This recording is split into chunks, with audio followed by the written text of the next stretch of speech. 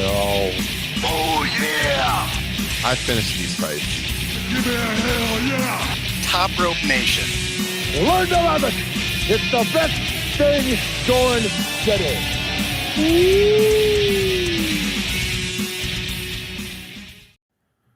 Another week is coming to an end. That means it's time for another edition of Top Rope Nation. My name's Ryan Drosty, here tonight with Justin Joint for episode 241 of the program. Getting up there, Justin.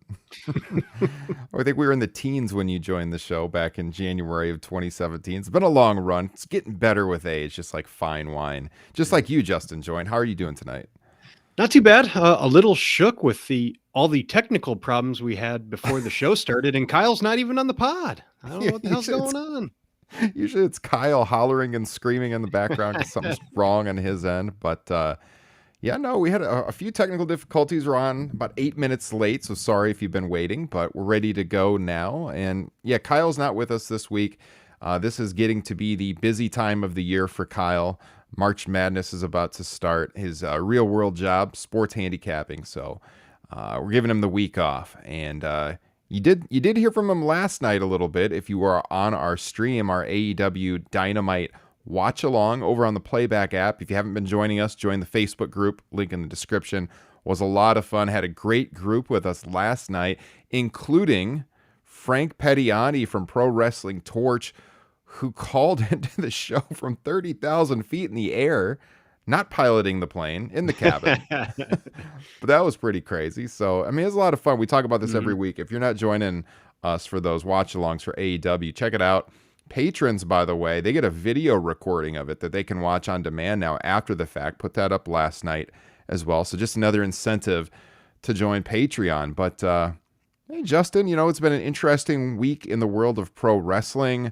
There's a lot going on in the world of sports and entertainment. I got to just say, the Northern Iowa Panthers are champions of the Missouri Valley Conference, so all is right with the world as Arch Madness gets underway. Yeah, definitely. Got to get some Homer sports references in here for Iowa. But, how's your week going overall? You're doing good then? Yeah, man, I'm doing really good. No complaints over here. We're getting ready to watch the pay-per-view together Sunday night. That should be a lot of fun. Yeah, sure. And the weather here in Iowa has been great. Yeah, it's going to be 60 degrees on Saturday, I saw. Unbelievable. So it should be a fun weekend. Hopefully everyone has a good weekend coming up. Got a lot of plans on your agenda to enjoy AEW Revolution. We're going to be talking about the full card tonight, previewing everything, giving you our predictions. We don't do a lot of preview shows anymore, but since AEW only has a show every quarter, we always think it's worth previewing those, and we'll probably do a WrestleMania preview as well. But, back when we used to preview every single pay-per-view, Justin, your predictions were almost always right on the money. If we would have scored it, Justin, I think you would have walked away with the best predictions overall. You'd have the highest winning percentage. So I'll be interested to hear your takes on these matches tonight. Sun shines on a dog's ass every once in a while, doesn't it? Well said.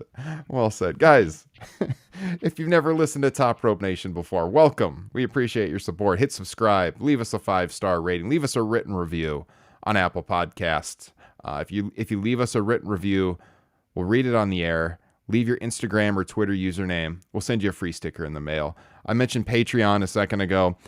Patreon is the number one way to support Top Rope Nation. We're dropping bonus content over there all the time. Top Rope Nation Extra, Top Rope Nation Classics, a brand new one coming here at the end of the month. We just dropped one the other week on Chi-Town Rumble 89, like 2 hours, a deep dive on that show. That was a lot of fun. So if you want to support the podcast, that is the best way to do so. You get that bonus content, multiple bonus shows every single week. And Justin, we're getting kind of close to our next goal, by the way. So I put it out there. When we get to 40 patrons, I'm releasing the audio of my 2002 interview with Bobby the Brain Heenan. Never heard before. It's about 45 minutes long. And we're 33 patrons. So if 7 more of you can sign up, even if you just do it for a month, I'll be able to release that thing over on Patreon. So, help us hit that goal. The link is in the description here. And we have had a few people join in recent weeks. I've shouted them out on various shows, our bonus shows, I think over on Playback as well. I want to make sure I get those names here on the flagship pod in case I haven't. So I want to, first of all, shout out to Peter, who just rejoined. He had been a patron in the past, so Peter is back. Thank you so much for that. We appreciate it. Curtis, Jeff, Steve Shepard, all you have joined in the last week to week and a half. So thank you for your support, and anyone who joins, you get your name called out on the podcast when you join. So check it out. Speaking of check it out, Justin, did you see Pat McAfee interview Vince McMahon today? I did not. I've seen a couple quotes that people have mentioned on Twitter, but for the most part, it sounded like it was going to be a bit of a work for me to invest any time in. It was mostly over an hour of Pat McAfee smooching Vince McMahon. It was very softball questions for sure. Lots of compliments for Vince. I mean, look, Pat works for WWE, so you got to expect that a little bit. There were some reports last night that it was going to be, a legitimate interview. So people, I think, got their hopes up that he would get some real questions, not necessarily hard hitting, but like thought provoking questions. AEW was name dropped at one point in the interview, but not, Vince wasn't asked about AEW. Basically, Pat was saying, he was talking about competition and how competition can bring out the best in Vince, and it had in the past. And he talked about like New Japan, Impact, AEW. He just mentioned it in passing. He didn't, from what I saw, he did not actually specifically shout out AEW. That was the only time I remember hearing AEW in the interview. I mean, Vince told some entertaining stories, stuff we've heard before. The story about Jim Ross, hearing some wrestling promoters talking about taking out a hit on Vince. That was a wild one. I think JR first told that story in a blog like 20 years ago. So I'd heard that before, but it was kind of funny to hear him tell that one. And my biggest takeaway was Vince McMahon lifts weights at 1:30 a.m. I mean, how does this happen? He told Pat McAfee he lifts weights nearly every day, 1:30 a.m. until 3 o'clock in the morning. Do you think he's getting up to do that, or he's staying up to do that, Justin? I think he's staying up to do that. He's probably going to bed around 4. Climbing up to the top of his cave and sleeping upside down, and then until maybe 5, and then back at it. I had heard that somewhere else before too, that he had very odd workout hours, which makes sense. I mean, if you ever listen to Something to Wrestle With, Bruce talks about it, he keeps really weird hours. You could hear from him at any time of the day, any time of night. Yeah, no, he has that reputation of being at good old Titan Towers until, well after midnight. So it makes sense that he'd go down to the gym then there at the headquarters in the lift. So, of course, right before they went on the air, they were teasing that Vince would make a massive announcement. And the massive big news announcement is that, as Alan said in our chat here, he's going to be inducting Undertaker into the Hall of Fame. I mean, okay, that was fine. I didn't think that qualified as massive news, but whatever. There was the rumors that McAfee and Vince would start their, program for the rumored match at WrestleMania. Well, Vince did offer Pat McAfee a match at WrestleMania, and Pat accepted, and Vince said that that we would get a good opponent for him in the weeks ahead. No opponent decided. What a hot WrestleMania angle that is. Yeah, so Ryan Huffman in the chat, he's figuring McAfee versus Austin Theory. Yeah, and some people were thinking Austin Theory would be there in the studio in Indianapolis. I mean, good on Vince for traveling to Indianapolis to record the show in person, I guess. I mean, they started a little late. His flight got in a little late, I guess. But he was actually there in person, so that was cool. I figured when the delay was happening, because I had just turned it on, I didn't know he was flying in. I'm like, they're probably having technology problems. Vince can't figure out Zoom or something, but he came on late. Actually, at one point, McAfee goes to wrap the interview, and Vince is like, keep firing away. And they kept asking questions for a long time after that. So from what I saw, 3 things kind of stood out. And I didn't listen, so I don't know if any of them are true. But one was that apparently at some point, Pat McAfee gave Vince props for Goldberg. Oh, yeah. Which is weird because Vince had nothing to do with Goldberg. Yeah. At one point, Vince said my wife at the time. Yes. Poor Linda.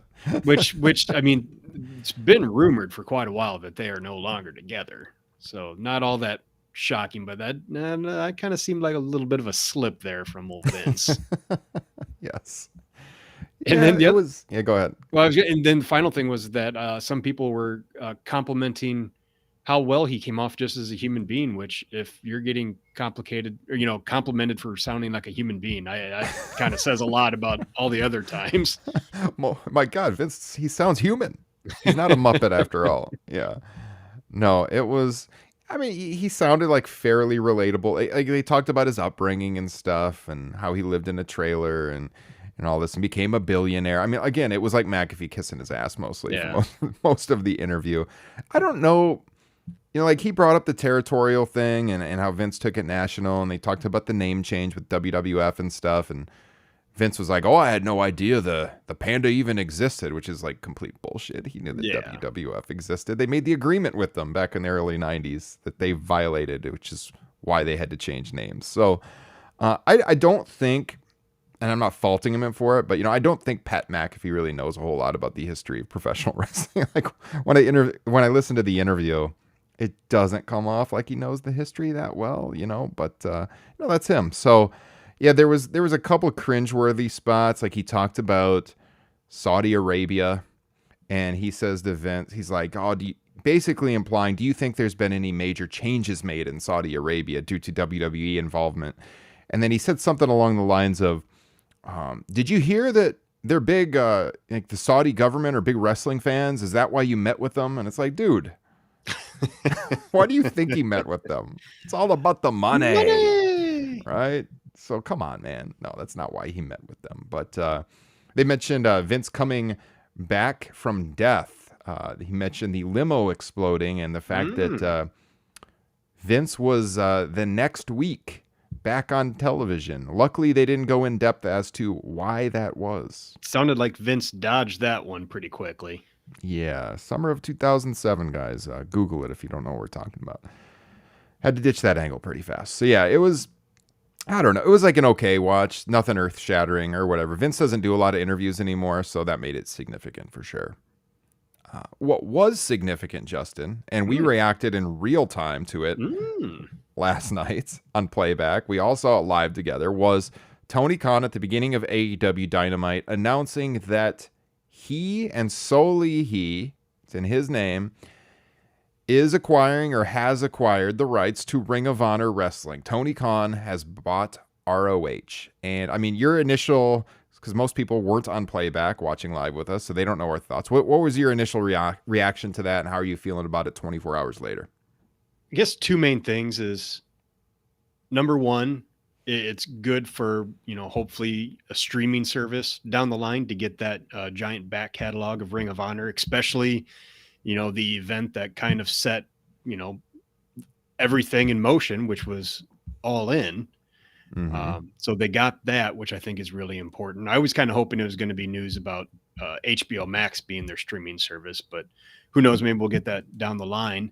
But yeah, followed by that, being happy that they got this catalog, is just some concern that it's going to be a distraction for Tony and what he's doing in AEW. Is he going to try and book that himself too?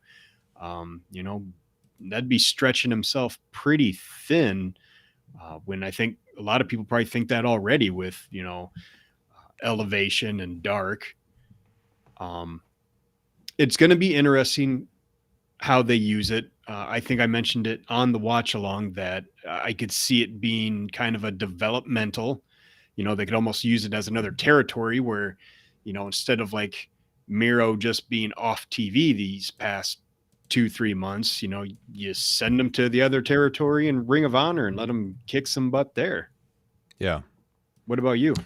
I think for me, my initial reaction was that I was a little worried that this would be a distraction. Like we all want to see AEW continue to grow. They're doing a great job with that. I don't want them to spread themselves too thin. So that was a worry for me. I was happy about the tape library thing. I mean, that's a massive get for them. I mean, not just because of the all-in footage that ROH owned. I mean, that kind of completes the AEW library. They got to have that show. I mean, that's the That's the roots of the company. But then all of those legendary matches going back to 2002 involving some of the biggest names in wrestling. Bryan Danielson, CM Punk, of course, and Samoa Joe if he comes in, and Christopher Daniels and so on, So Eddie Guerrero even. So that's huge. I think it'll help them sell their streaming service. I think, there was the rumors about HBO Max. I think that's potentially still coming. That makes all the sense in the world to me. And I think, having more footage it's all about footage and compiling more hours of footage. That's why they have AEW Dark and Elevation. And now that you add in thousands and thousands of hours of Ring of Honor with all of those big names, it makes it even more attractive. What's interesting is that the purchase price on this. So I'm hearing a little over $30 million for Ring of Honor. Oof. Which is like 15 times as much as WCW sold for. But it's a whole different ball game now with streaming libraries and everything. That drove the price up for sure.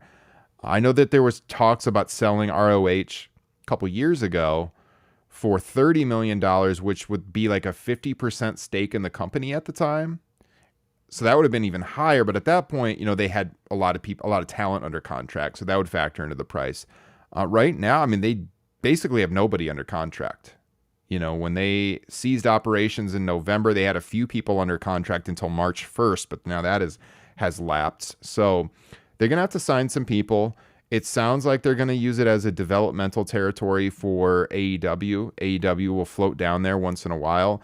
Still not clear on the television situation. It's being reported that they're probably, still going to go on with Supercard of Honor and then some TV tapings in Philadelphia right after that on April 10th. So they are, as for now, from what I'm hearing, they're moving forward with that. But I don't know what the television situation is. Someone in the chat here, let me throw this up on the screen. Yeah, Mr. Ryan Huffman, patron of the show. He said, do you guys think that ROH will be a landing spot for Cody, or is it more likely he ends up in WWE? So Bodyslam.net has a report up today, and they've broken stories before in the past. Cassidy Haynes is a good dude who's breaking the stories over there. He said that the Cody talks with WWE have kind of fizzled out, and that there's some hope in AEW they can still draw him back, especially with the ROH news.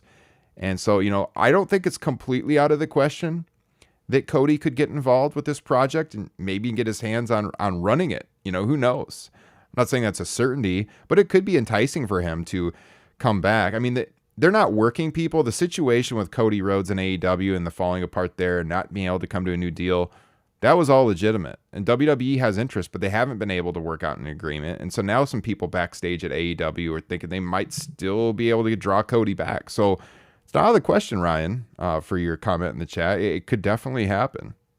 Yeah, Tim had mentioned that too. So, there's rumors about that going around, but I do know that AEW has some hope that Cody could still return. And so this kind of changes the ballgame a little bit. What would you think, Justin, about some kind of invasion angle with ROH? No, because Tony owns it. Yeah. I just don't think that works in modern pro wrestling. I think we're all a little bit too wizened up, and yeah, Tony's not going to, I don't know. It just wouldn't make a lot of sense. And I don't think Ring of Honor has the star power or the depth to do any kind of invasion. Right. They'd have to sign some new guys. It would have to be this thing, they're loyal to the brand, they're loyal to ROH, knowing the ownership situation and stuff. So I don't know. I think you got to keep it kind of separate from AEW for at least quite a while and build it back up. Like I said, use it as developmental, or where you can send maybe some bigger names occasionally.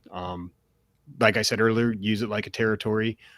It should be a quote unquote cure for the quote unquote bloated roster that AEW supposedly has, which I don't totally believe. And it's going to be really interesting to see how he uses it. Yeah. It's all about monetizing that tape library. I think. Yeah. Creatively, yeah, they can do some interesting things, but in the end, they're going to get paid. They're going to have they're going to be on a streaming service. They're probably not going to have their own standalone one, or if they do, it'll be for a minimal amount of time until they get purchased by somebody else. But I think Tony's playing the long game here. He grew up no doubt he grew up a Ring of Honor fan. He was a big Ring of Honor fan as I guess he's about my age, so I guess he would have been a late teenager when they started. But he loved Ring of Honor. He went to the shows. And so, like, I know that he would have some personal interest in owning that footage, but also there's that business side that you can monetize all this footage and you're going to get paid. So $30 million, it's a big price tag, but what people are getting paid for streaming deals these days, I mean, he should make that back hand over fist, you would think. And so, yeah. Tim in the chat mentioned, is this AEW's version of Raw versus SmackDown? And I mean, I honestly think that would be the long-term goal of this thing. As I said, you need to build it back up a little bit first, but down the road, yeah, definitely like a big AEW versus Ring of Honor super show. I could definitely see being had, but as you mentioned, it's all going to come down to, that TV and what happens with that. But, maybe that's what Tony Khan's looking at, is getting another really good TV deal with, if any executives see his name attached to it and what he's done with AEW, he could get another pretty big check with a lot of zeros on it. Yeah. So, I mean, WWE, they were involved in discussions to buy Ring of Honor as recently as December, and those talks fizzled out. Triple H specifically was pushing for the sale of Ring of Honor to WWE back in 2018. At that time, WWE was in talks with several promotions. They were even interested in buying New Japan Pro Wrestling back in 2018, and were sending out feelers on that. All that got nixed. Reportedly, WWE was under the impression that this was going to be an HBO Max deal that Tony announced, or the acquisition of a non-New Japan Japanese tape library. So WWE was pretty stunned by the news from everything I'm hearing over there too. So, I mean, it was surprising for some people. It doesn't mean the streaming thing is out. I think that's still coming eventually, and this just makes it even more likely, to be honest with you. So that's what's going on with Ring of Honor and Tony Khan. And now this Sunday, AEW Revolution live from Orlando. Not going to be there, guys, unfortunately. The Top Rope Nation crew has been at the last two AEW pay-per-views. This is going to break the streak. We will be there in May in Las Vegas for Double or Nothing. So if you're going, let us know. Maybe we can do a meetup or something. But we're not going to be in Orlando. Justin and I will be in the comfort of my man cave watching it live Sunday night. We'll be doing a review Monday morning. We just firmed up those plans today. So if you want to watch live, we're not going to be able to stay up until 1 in the morning to do the Sunday night review. These shows usually go pretty late. But we're planning at 10 a.m. Eastern, 9 a.m. Central. We're going to go live Monday morning and review the show. How jacked are you for this event, Justin? I'm pretty excited. I mean, this card overall, top to bottom, looks really damn good to me. Yeah, especially after the last 2 weeks of TV. I am really amped for this show. Before the last 2 weeks, I was kind of so, but Jesus, Tony Khan has really brought it home with this one, especially, you think about CM Punk and MJF. Is, boy, what they did the last 2 weeks is pretty incredible. I kind of wish that they had done the quote unquote babyface turn with MJF maybe, a couple weeks ago, and let that one breathe a little bit more before just making him turn 1 week later. But yeah, man, what are you most excited for here? Got to be Punk and MJF. I mean, Right, what those guys did last night and just the last 2 weeks was incredible. I mean, nobody closes like this Tony Khan promotion, because we talked weeks ago and we got Revolution on the horizon and we're like, we're not super excited for it. But then we were saying also at the same time, they get us jacked for these shows 2 weeks before the event. Like, they really close strong, and they did that again for this one. I mean, the highlights of what MJF and Punk did last night with the blood. Justin, you called it in the live chat. The fact that they were wearing white. It was a tell where you were going to get the blood, And holy crap, man. You're going to be seeing those highlights for years. Yep. I mean, that has me jacked. I'm sure the main event with Adam Cole and Hangman Page is going to be a really, really strong match. It's not like my most anticipated match on the card. It is main eventing, Tony said on the conference call the other day. So, I mean, I always think the main event should be the world title. So I don't have a problem with that. It's not my most anticipated match. But I mean, it's a strong card from top to bottom. Some people are talking about, could this be the greatest pay-per-view of all time? I don't think it's going to top. It might, but like those last two shows were both so good. I mean, All Out, just from a moment's perspective, was to me my favorite pay-per-view of 2021. And then Full Gear, I mean, in-ring wise, might have topped that one just from the match perspective. I don't know that this one's going to get to that level, but let me just say this. It's going to be a lot better than last year's Revolution. It's going to go off the air. I'll make this prediction. It'll go off the air a little bit better than last year's show. Oh, God, I hope so. you know, looking at this card, the thing I really like about it is how much diversity there is in just the different kind of matches we can get here. You know, with the dog collar, obviously that's going to be a brawl. Moxley and Danielson, you know, they've mentioned blood numerous times, so it's going to be curious to see how they work that match. Jericho Kingston's going to be another brawl. I think Hangman and Adam Cole, you know, should be kind of like that old school Ring of Honor, probably see a few finishers get kicked out of. And I mean, yeah, just top to bottom, we got the ladder match, a Tornado 6-man, a couple women's matches. It's real exciting. And frankly, there's only maybe 2 or 3 matches where I'm dead certain of who's going to come out the winner. Yeah, I don't think we're going to see much in the way of title changes. There's only one match that I foresee a title change possible in. But like some of these other matches are kind of hard to call the winners on. So should we just go through it match by match and talk? Yeah. All right. So we got 2 matches confirmed for the kickoff show or the buy-in. I don't have any deep thoughts on these. I mean, we're going to see Hook, which is great. Hook taking on QT Marshall. I don't think I think I'm surprising anybody by predicting Hook will win there, Justin. Is this his first live wrestling match that he's had or will have? Because all the rest of them, I think, have been on pre-taped rampages. Correct. He's not wrestled on Dynamite, so yeah. And so that'll be curious. Pre-taped rampage. But you know, obviously they're putting him in there with QT, I'm sure, for that very reason that he's going to make sure nothing. Yeah, exactly. Trainer. But yeah, I'm not seeing a big upset in this one. I think it's going to be Hook all the way. Yeah. Statlander and Layla Hirsch. I got to go with Statlander here. We're not going to spend a whole lot of time deep diving on these matches. I think we're going with Statlander in that one. I'm going to go Hirsch. Okay. I'm slowly becoming a big fan of Layla Hirsch, and might be a nice way to mix things up a little bit. I've said it on the show before, but I've been pretty big fan of Statlander since she returned from injury, and so just based on that, I'm picking her for the victory. Maybe if you're trying to build her back up to maybe face Jade Cargill for the TBS championship a little bit down the road, because Statlander, she was the one who wrestled Britt at Full Gear, correct? Or was that All Out? That was Ty Conti. Oh, okay. Shit, I'm way off then. Yeah. So Statlander was at All In, right? Yeah. Live television here. Yeah. I mean, I could see them building her up in that role. I don't see Layla Hirsch in that role. I mean, it's not impossible, but yeah, I mean, these are the pre-show matches, so it's outside of that. I mean, it's hard to say. That one could go either way. Hook certainly going to win.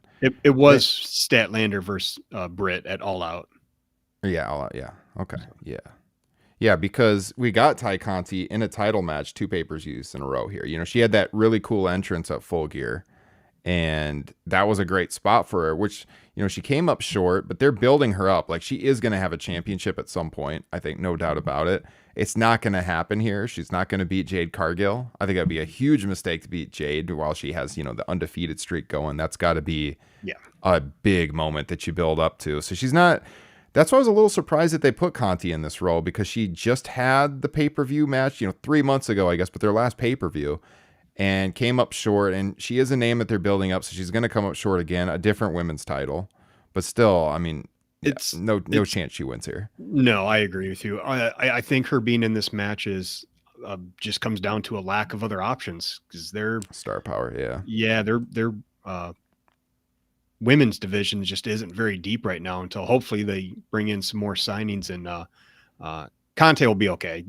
She can take this loss, and they spend the rest of the year building her back up, because I don't really we'll get to it later. I don't foresee a lot of title changes in the women's division for a while. Mm-hmm. So I would say this, if I'm looking up and down the card, this is probably my least anticipated match on the show is the next one, and that's the Tornado Tag Team match if I had to choose. And we've got some big names in there, no doubt about it. You got Darby Allin, you got Sammy, you got Sting on one side, taking on Andrade and Isaiah Cassidy and Matt Hardy. It's just that pairing with Andrade and Cassidy and Hardy's just not working for me. Same. And so, I mean, this is whatever. It's cool to see Darby out there. It's always cool to see Sting in action, like this bonus time on his career. Sammy's great, but I mean, it'll be fine. In the end, I mean, I guess I'll go with Darby and Sammy and Sting, but this is definitely my least anticipated match on the show. Yeah, you got to assume it's going to be them that wins it.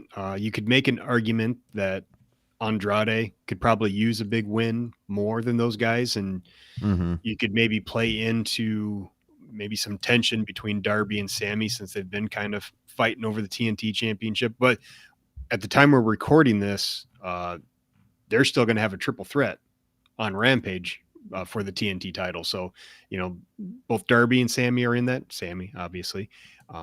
And then just 2 days later, they're going to be teaming up together. So it wouldn't cost those baby faces anything to lose just some random 6-man tag match.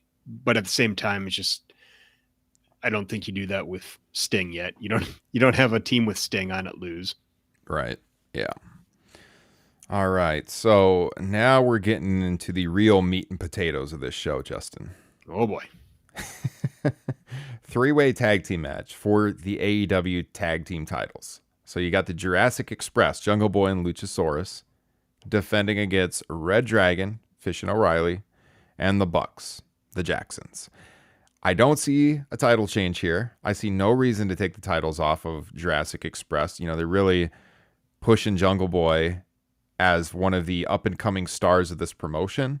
And when you look across the ring from them, they've got that natural feud with Red Dragon and the Bucks to go to. I mean, I guess you could make it a championship feud, but it doesn't really need a title, because then where does that leave Jurassic Express? So I think Jurassic Express retains here. I think it's going to be a phenomenal match. This is going to be absolutely awesome. Yeah, I've even more so than the Lucha Bros tag title reign, I've been kind of even more lukewarm about the Jurassic Express title reign. They need something to spice things up, to really legitimize them as your champions. Definitely feels too early to take it off of them. Like you said, they're building Jungle Jack up. And you kind of already have the little built-in story, with the Red Dragon and the Young Bucks. I think they've already been alluding to a feud between them. So that's kind of an easy out, if you will, for the Jurassic Express to come out of this with the titles. Yeah, absolutely.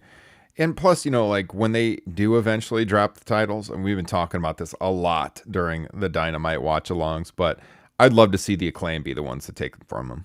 Acclaim, they got to get a tag title run. And I think that's why I'm so lukewarm on Jurassic Express, because, we were watching that Battle Royal on Watch Along, and it's like every other tag team that came out, I was like, oh shit, I'd like to see them with a title run. It's like their tag title, or excuse me, their tag division is phenomenal and deep. And I'm with you. Acclaimed, Top Flight is another one. They really need to bring those trios. How great was it to see Top Flight back together? Fantastic. Yeah. Amazing. If we had other teams in this match, I'd be a little more likely to possibly go with a title change, just because I agree with you. Jurassic Express hasn't really connected for me, but like we discussed, with those other two teams in this match, they've got a built-in story there. They don't need the tag titles. Jurassic Express, they need to just keep them and go to a fresh team down the line. So fingers crossed it's the Acclaim. I want to see them get a run. They're hot right now, man. So let's do it. All right. Then we've got, moving down the card, Moxley and Bryan Danielson. And yet again, holy shit, Justin Joint. This is going to be a great freaking match. You've got the story going on of if these two are going to team up, and help build up some younger guys afterwards, which I think would be a lot of fun to see. Honestly, I don't see how they don't do that because it's so appealing to think about watching that. This one is really hard to pick for me. I think of all of the matches on this card, this is probably the hardest to predict, for me at least. I think I got to go with Bryan Danielson. I know Moxley just came back, and everyone's sympathetic to what he's gone through and how great he came out of that. By the way, guy looks fantastic. But Bryan doesn't really have like that big stage victory yet since he's been in the promotion. He's had the draws. I think if he gets the victory here, it makes Moxley then going with him to help, form this faction, bringing up some younger guys. It makes a little bit more sense though. So I think I'm going to go with Bryan Danielson. Yeah, I've been racking my brain today trying to figure out who winning makes more sense to continue the storyline of them starting their own dojo. And that's kind of where I'm leaning to, is with Danielson. But, oh man, the real conundrum is that Moxley just came back, and it'd just be weird to see him eat an L on a pay-per-view right after he returns. But I think for the story, it needs to be Bryan Danielson. And like you said, I didn't even really consider the fact that Bryan hasn't had a real big win yet. So yeah, I agree with you. I'm gonna go with Danielson. Would you agree that this is the hardest one to pick on the show? I mean, for me, it is. Yeah, this in the ladder match. Okay. Yeah, that's true. I could see that one going one of two ways for sure. We'll get to that one in a second. Before we do, Jericho and Eddie Kingston. For me, now I don't know because I haven't cross-checked the tour schedule, but I know Fozzie's going on tour here pretty soon, and they're playing shows almost every single day throughout April. So I assume Jericho's going to miss some time. On top of that, man, it doesn't make any sense to have Kingston lose to him right now. I got to go with Eddie Kingston. Yeah, it's got to be. With the story they're telling here, where Kingston has, what does Jericho call it? Achievement phobia or something like that. Yeah. Unless it was the start of a long feud, then maybe you would have Jericho. But yeah, if he's going to go out on tour and not be around for a while, just have Kingston beat the ever living crap out of him. Now, if this was the WWE, Justin, Eddie Kingston would surely lose this match. They tell you how much Eddie Kingston sucks, and then he'd lose the match, right? Yeah. Yeah, no, it's got to be Kingston for sure. And then we get to the Face of the Revolution ladder match. TNT championship shot on the line. We've got Keith Lee, Orange Cassidy, Powerhouse Hobbs, Ricky Starks, Wardlow, and either Christian Cage or Ethan Page in this match as we record. And to me, when you look at this, it's got to be Keith Lee or Wardlow, right? Well, the problem is I should say the question is, do you think Sammy's losing the title right away again after just losing it to Cody and winning it back? And or do you think he's going to have it for a little bit longer? Because I just don't know. You can't have Keith Lee or Wardlow win this match and then not get the title. Mm-hmm. That's why I almost kind of think maybe a Powerhouse Hobbs, Starks, even a Christian Cage or Ethan Page would be a pretty good option for somebody to go on and lose to Sammy. That's my conundrum is, are they already getting ready to take the TNT championship off of Sammy? And also you have with Keith Lee and kind of Wardlow is you have that babyface versus babyface dynamic if you're going to do Sammy. That's a good point. I didn't really think of it from that perspective. But yeah, you can, I mean, multi-person ladder match, you can certainly protect these guys in the loss. Like, I was thinking of it like, you know, you got Keith Lee coming in. He's got all this hype. Do you want him to lose? But you can protect him. Yeah. Wardlow, I mean, he's on the rise. He feels like he would win. But, like, I agree with you. If he wins, he's got to win the title. Yep. They could do that and then have that play into, like, some jealousy with MJF leading into that split. Even him having the title shot could, especially if MJF loses to Punk, you know, that could potentially build into the jealousy angle there too. On the surface, it seems like those are the two that make the most sense to win. But when you look at it indirectly, like you did, and then what happens next, that's part of the picture too. So that does make it a little bit more difficult. I don't know. Like, do you do something where Christian Cage wins this, but loses a tough match to Sammy, and maybe that fuels some jealousy towards Jurassic Express for holding titles? Well, he, you know, lost all of his that he had before and couldn't win this one. That's the other problem is if it's not Keith Lee and it's not Wardlow, I think people are going to be pretty disappointed. Yeah. And like, yeah, Christian, you know, he went with that battle royal to get the shot at Kenny before. So he's kind of already had that kind of a moment. That was a battle royal, right? I think so. So yeah, I think I'm still going to go with Keith Lee or Wardlow, and push come to shove, I think I'll go with Keith Lee. It's tough, man. I'm the new face. I don't know. I just kind of went with the hype coming in. I think I'm going to go Wardlow. I think that'd be a fun way to mix up whatever's coming with him and MJF. It could naturally lead to a feud between those two, depending on if MJF and Punk are going to be done after their match on Revolution. So I'll go Wardlow. Okay. Tough call. Yeah, should be a fun match though. All right. So the women's championship match. I believe that this is the only match on the show where you might see the title change. Britt Baker defending against Thunder Rosa. Now, Rosa got the victory on Dynamite, and that's kind of been the thing, is that Thunder Rosa has, you know, Britt's number. Britt's reign since winning the title last year at Double or Nothing, I mean, she's no doubt the, you know, like the biggest star in the women's division, but I feel like the reign is kind of on fumes here and they need to change it up. So I'm going to go with Thunder Rosa here. I agree. Not only is the title reign kind of on fumes, but they need to build some other ladies up, and putting that title on Thunder Rosa, I think, is the right move. And, you know, like you said, big pay-per-view, and to have no title changes would be a little weird. Mm-hmm. Yeah, I think that plays into the decision here too, because tag titles aren't changing. Certainly the TBS title isn't changing.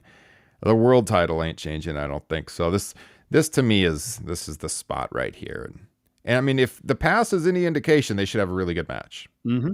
You know, so again, the card is strong. Every one of these matches pretty much is delivering. And then you get to the most anticipated match on the show, CM Punk and MJF, who over the last 2 weeks have made this the most must-see match in pro wrestling right now. Was just absolutely awesome work. I mean, just the storytelling that they've had with MJF 2 weeks ago doing the tear-filled promo with echoes of reality. I mean, everyone's probably seen the Facebook post going around where MJF, quit football or quit college and he wanted to be a pro wrestler. That's all legitimate. It played into the story. Famously, the picture of the two together, you know, and then what they did this week where Punk is wondering, is he a bad guy, you know, and he's trying to make amends with MJF, and MJF double crosses him, and MJF quotes from Punk's old promo in Ring of Honor, you know, like, and the blood. I mean, this is the kind of pro wrestling I love. This is pro wrestling to me. Everything about it. It's going to be an awesome match. We know that Punk came up short against MJF in his hometown. And, you know, MJF used the ring to win. Cheap victory, but he's a heel. Punk laid down in Chicago for MJF. Punk barely beat Wardlow.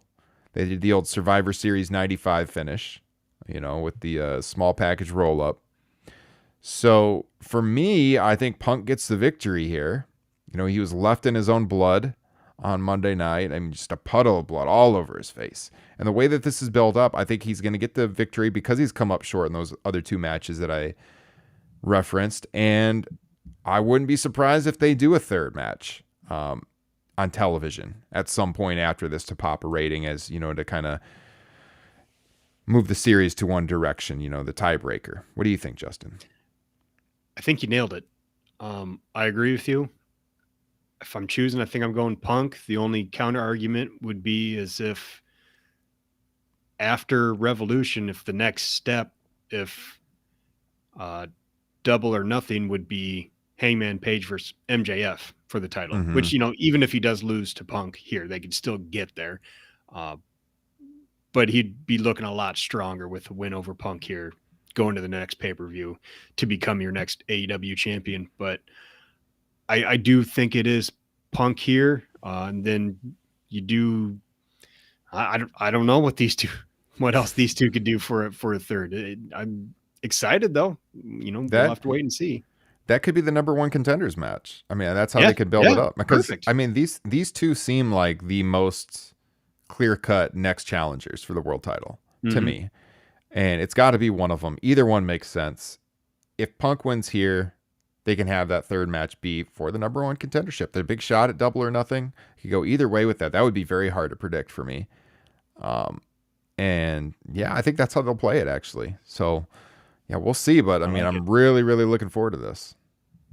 Absolutely. This thing's going to go long. What time does this show start? 7 Central, I believe. Ooh, boy, it's going to go late. Like it's going to be 4 hours at least. I don't know where you cut time in any of these matches. I mean, they all kind of deserve to at least have 10 or so.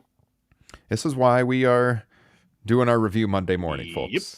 So if you're going to be at work and you can't watch us live, refresh those podcast feeds early afternoon Monday. We'll have the review up. It'll be all three of us. Kyle will be on that show too. But yeah, it's going to be a late night, and I could not stay up till 1 o'clock podcasting. Plus, honestly, like I know Kyle likes to do this too. Just to have that show ferment in your brain a little bit afterwards, and be able to think about it a little bit and not give your instant reaction sometimes is a good thing too. So yeah, Monday morning we'll be doing that. And we're just talking about the world title and who's going to be the next world championship contender. And that brings us to the main event. Hangman Page defending against Adam Cole. We were pretty vocal in the podcast when we were trying to decide who would potentially get the challenging spot here. I think right after Full Gear, I predicted MJF. Then later on, we talked about potentially Adam Cole. We weren't sold on Adam Cole, especially after he took the pinfall at Full Gear. But here he is. It's going to be an excellent match. I see zero chance Adam Cole wins the world title here. It would make no sense to take the title off of Hangman here, I don't think.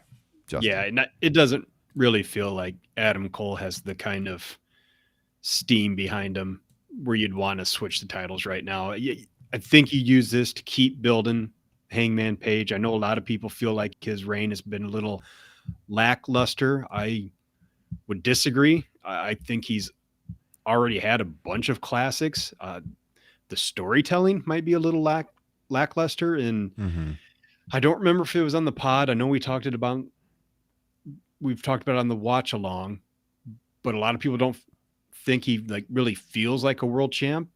And I have brought up, I don't think a lot of guys feel like a world champ. They're during their first title reign. You look at Bret Hart and Shawn Michaels as being two major ones. Obviously, Shawn Michaels had the big win at a WrestleMania, but it's normally like once you get into that second reign is when guys really start feeling like a world champ, unless you're a phenom, like, a Rock or an Austin. But those don't come around very often. Yeah. No, great point. I agree. I think he's had excellent matches. He hasn't had... Yeah, like the storytelling, and the way he's been booked on the shows has been a little lackluster. Like he'll come up for a promo and get interrupted, that kind of stuff. So, yeah, they could do better by Hangman, but they have a chance to do that still. All of the world champions in this promotion have been champions for a long time, and so I don't think that they're going to take it off of him, in his first pay-per-view defense here. So, yeah, I would bet heavily on him here. Yeah, then they just have such better options for who could be the next world title holder. Right. Just Adam Cole isn't that, at least not right now. No, he will be AEW champion most likely at some point, but it ain't going to be in March of 2022, I don't think. So, Double or Nothing though. I mean, that's going to be interesting. We'll be there. It's going to be a great weekend, and we'll see who Hangman is defending against next time out. But super pumped for this show, you guys. Let us know your thoughts on the show during it. We're going to have a live thread in the Facebook group, so join the group if you're not already in it. Search Top Rope Nation Pro Wrestling Discussion. We'll be active on the Twitter feeds as well. We'll have the post show on Monday. It's going to be a big weekend, and we hope you all enjoy it. Justin, any closing comments? Just so thankful we have AEW. Seriously. So thankful. Thank you, Tony. Yes. Thank you, Tony Khan. Oh, by the way, I was going to throw this out just talking about the matches, but, we talked about, his name came up, Kenny Omega. He had a great interview over with the Wrestling Observer, and he didn't know when he would be back, but it sounds like based on like the procedures he had happening, I mean, an appearance, not a match most likely, but like maybe an appearance at Double or Nothing could possibly happen.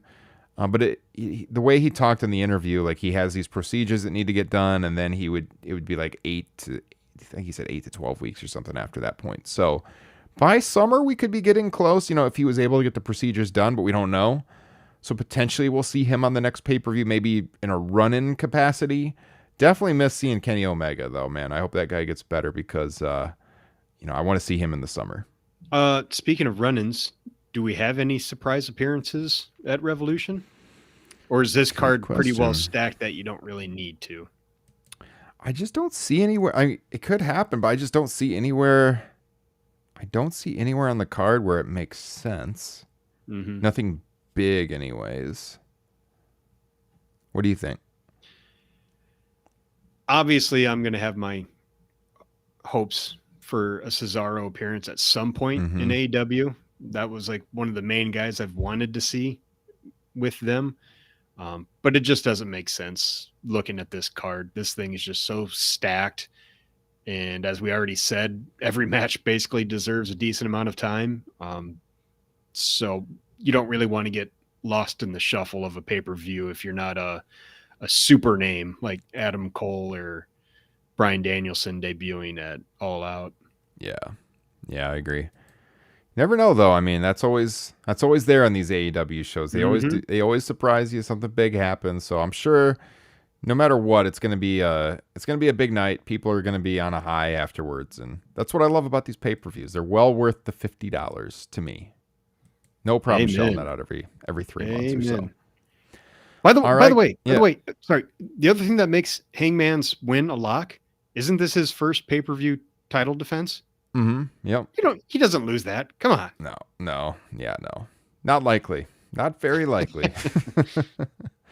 So, all right, guys, that's going to do it for episode 241 of Top Rope Nation. We hope you enjoy the show. We hope you have a great weekend, and we will see you bright and early Monday morning. Take care.